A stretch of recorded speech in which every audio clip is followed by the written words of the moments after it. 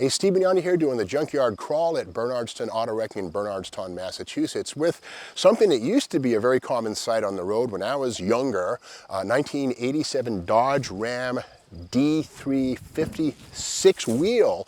And this is a cab and chassis. We'll get into that in a minute. Now this styling cycle right here went 1972 all the way through 1993 and was completely nuked and vanished by the 1994 Louisville Slugger big rig style Dodge Ram trucks that we know today.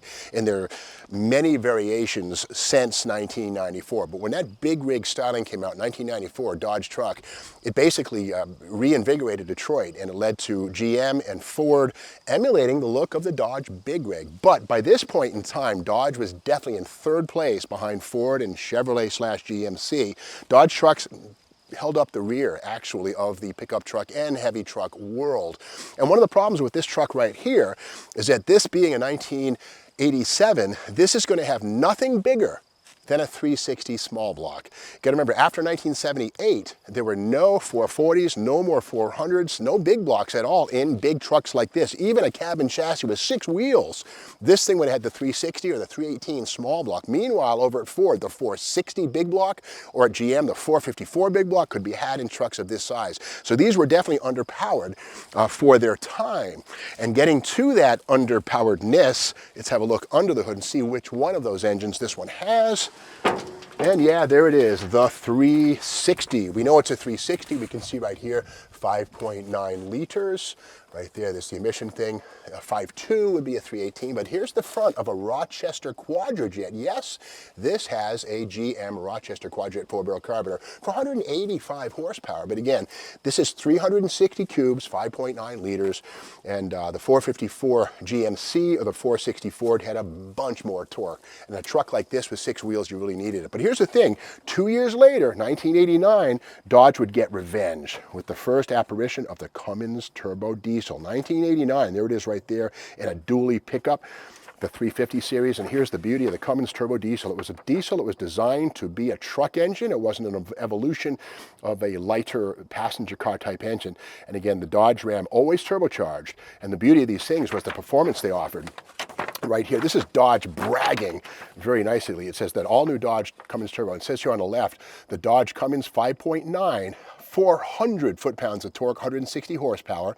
Meanwhile, GM Detroit diesel, 6.2 liter, bigger engine, 265 foot-pounds, 155 horsepower. Ford Navistar 7.3, it's an international.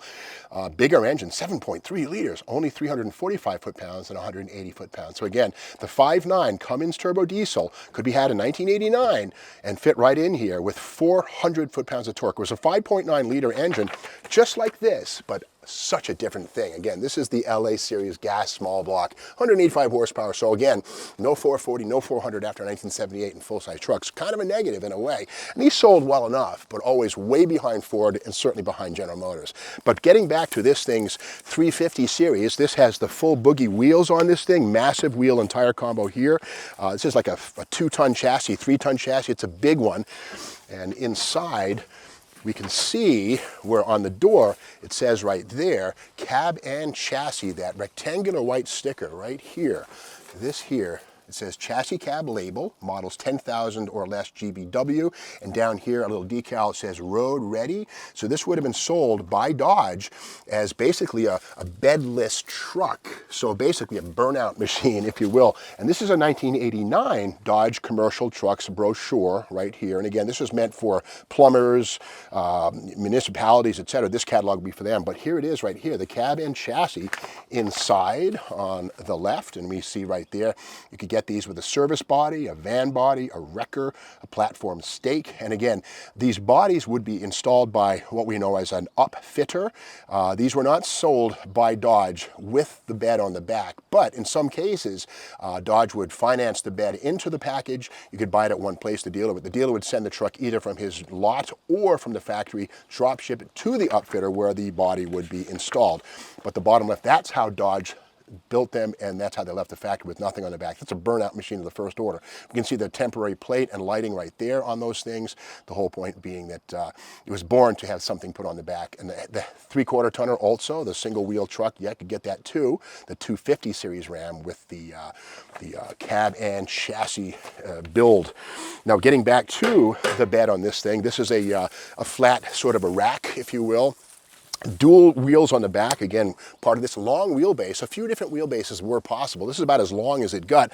A Dana 70 rear axle with full floating axles, dual rear wheels, all of this right here, 10,000 pound GVW, 5 tons total.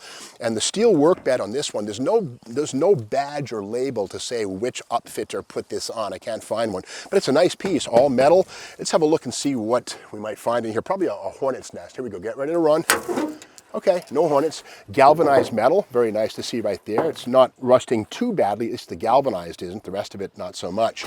A bunch of some Citgo 5W30 Super Guard. Oh, gotta have this, must have been a long day at work. Gotta have some soda pops. End of the day, keep yourself, your whistle wetted properly. Up here we have a razor in case the 360 fails, you can ride home on your razor. Remember these things? These were everywhere. And there's one here in the junkyard. Kind of cool right here, an air horn. Right here. This is basically off a big rig, I'm guessing, something like that. Back here, let's check this one out right here. This one here, it says, it's filled with paint, VOB or something, can't really tell. No hornets. Weekends were made for Michelob. Weekdays, it looks like here in the case of this truck. There's some, PB Blaster, fabulous rust blaster stuff right here. Still a little bit in there. And coming around to the back, oh, hello there, Katie. Always upstage. You know what? You are a mean scene stealer. You are. You know, Hollywood is that way. Why don't you go now? Go to Hollywood. Anyway, back of this thing, a nice big trailer hitch, a pintle hitch as they call it right there, kind of a heavy-duty item. And the rear taillights right here, torsion mounts apparently, and these of course would have been installed at Dodge temporarily on the back of the frame. And of course the upfitter cut a hole in the rear bumper for them to poke through and be very much protected. Kind of nice work. Wooden floor, that's kind of neat. The bed on this thing was wood and succumbing to the nature there, but again, the steel looking pretty decent. This particular workbox has begun to fall off the side, gravity taking over. And here we have the factory available West Coast mirrors, as they put them. They stick out way long so you can see past the extra wide bed on the back, something the stock pickup truck mirror wouldn't begin to do. Yeah, and there it is inside. And again, this cab style, 1972 through 1993, a long run. And some say that Dodge took a real good look at the Plymouth Satellite, the 1971 Satellite, when they styled these trucks. And frankly, I can see it totally. But again, this one has the 360. 2 years later, 1989, this could have said Cummins turbo diesel right there. But again, something that's kind of cool, I guess they call it iconography, wherein badges and branding are universal. We see here the Ram, the logo right there, which was used on Dodge trucks in the 1930s and passenger cars, brought back, I believe, in '83, the Ram logo right there. Of course, the Aries, the Ram, virility, strength, and interesting, this is the top of the pile, the 350 series. This thing right here is a Ram 50. It's also a 1987, and this represents the opposite pole.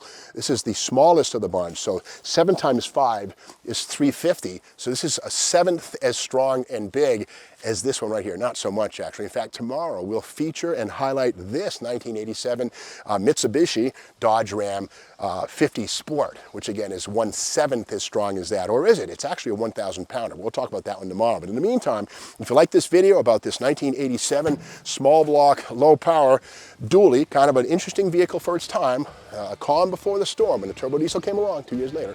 If you like this video, share it with your friends, give us a thumbs up, and by all means hit the bell so when you're aware of the next video, which comes out tomorrow morning on this little Dodge truck right here. You don't want to miss it.